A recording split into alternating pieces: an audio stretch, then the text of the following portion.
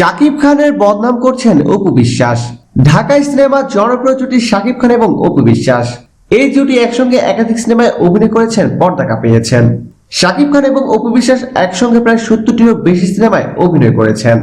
একসঙ্গে একাধিক সিনেমায় অভিনয় করার কারণে অনেকবার এই জুটিকে সমালোচনার মুখে পড়তে হয়েছে। এই জুটিকে নিয়ে নানা সময় বের হয়েছে নানা রকমের খবর।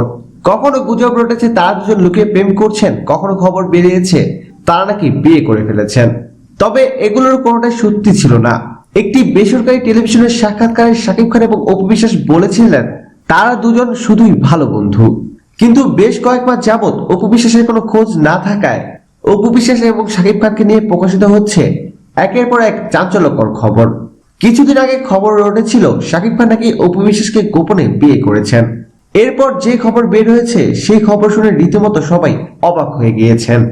গুঞ্জন রটেছে অপু বিশ্বাস নাকি পুত্র সন্তানের জন্ম দিয়েছেন, আর সেই সন্তানের বাবা নাকি শাকিব খান। এদিকে এই খবরকে শাকিব খান মিথ্যা এবং ভিত্তিহীন বলে দাবি করেছেন।